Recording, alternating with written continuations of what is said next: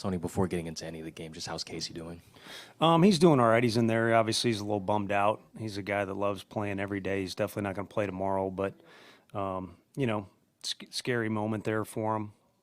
Knee discomfort right now is what we would label it, because he's got to get looked at tomorrow, but he'll get looked at as in detail as possible tomorrow and see what we got. I guess when you see him plant the way he did, come off as slowly as he did, just what's the level of concern with you and the team? Yeah, I mean, going out there, again, I think he's a unique personality, but he's definitely got a level of toughness to him. And you go out there, and he was really struggling just to kind of even move around there with Gresh checking on him.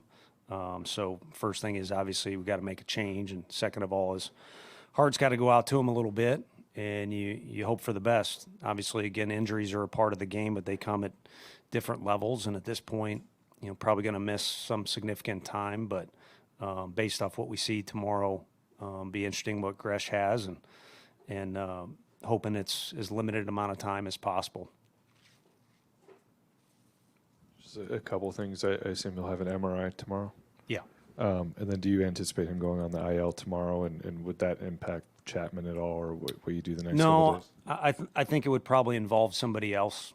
Nothing fully decided yet on who that would be, but I would say almost a certainty that it would probably involve somebody else rather than trying to rush things and have something else pop up.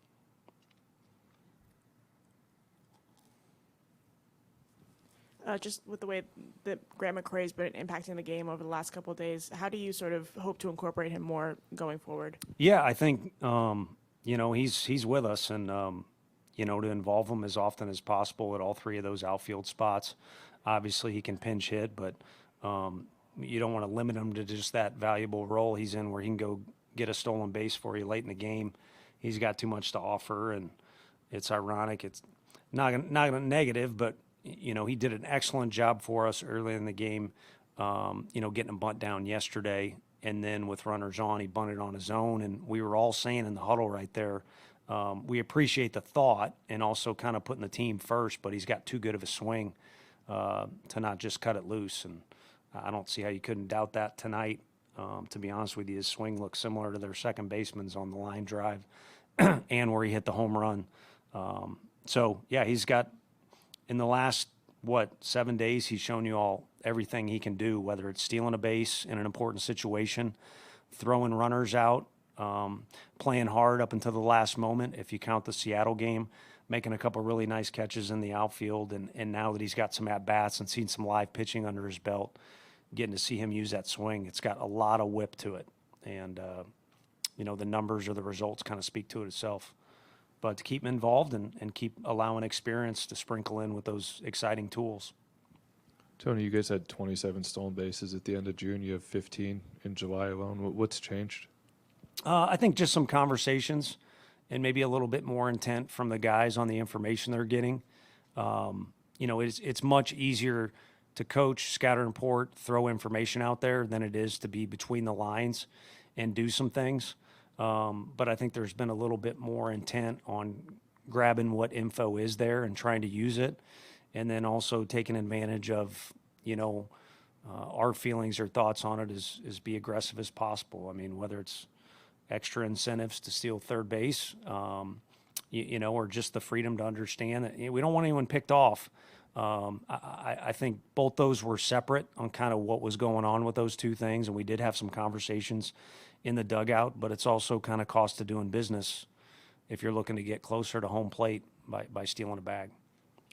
When you look at Tyler's performance tonight, he shut down one of the best offenses in baseball. What worked for him, and what would you like to see him do out of this outing going forward? He was throwing as hard as he's thrown in the big leagues, for one thing, and I think I said it yesterday or the day before, but not huge into velocity. When you're throwing a splitty like that, it just makes a big difference. And not only was it firm on the radar gun, but you can kind of see from the side if it's firm going through, if it finishes through, the hitting zone or through the catcher's mitt, and all of his fastballs, some just dotting up that spot away, just off the plate. But all of his fastball, that to me was the key, is to answer your question too on what to carry forward, it's that fastball intent and also that fastball command, because it allows everything else he can do to kind of work off that. And he likes to go fastball up too. It makes that a bigger weapon when he's doing it lower in the zone like he was tonight. And then personal tangent, I'm a fan of, the old windup, and he's got a really nice rhythm out there when he's in the windup, and also able to get out of some trouble off the stretch by getting some important ground balls. Right before the break, you mentioned how McCrae's preparation has really paid off, which doesn't always happen when you put in the work, but it continues to pay off for him, especially over these last couple of days. Anything about McCrae's preparation specifically that you've noticed that has translated to how he's been playing recently? Yeah, I would agree, and I think, I've said it too, so we'd have to agree on it. It doesn't always pay off in that moment, but if you work the way you're supposed to work, eventually you will succeed. It'll work out for you. Athletes have shown that time and time again, and despite not always getting a carrot, whether it's a start or a hit or making whatever play or getting the stolen base, he's just kind of kept the same attitude since he's been up with us, and eager to help whenever he can. And when he does get that opportunity, he provides something that we could use more of. Everybody could, is a little attitude to it too. So yeah, the preparation for me, if I was going to describe it, if it does answer your questions, it's been very consistent. Because if you get called up, I mean, I've seen it now. There's an adrenaline rush there mentally and physically for you. But this thing is so daily. It's not, can you do that for 2 or 3 days because you're glad to be here? It's, can you do it every day? And he's maintained that. So that would be another thing going forward. We'd like to see, regardless of what his role is in any particular game, is maintain that preparation level and that hard work.